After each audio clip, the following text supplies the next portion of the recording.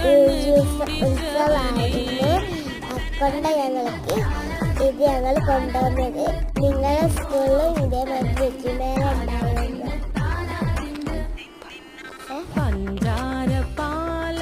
Comment ചെയ്യുക, share ചെയ്യുക, subscribe ചെയ്യുക, ലൈക്ക് ചെയ്യുക, മറക്കാതെ ചെയ്യണം. നിങ്ങൾക്കുണ്ടെങ്കിൽ ചെയ്യണം.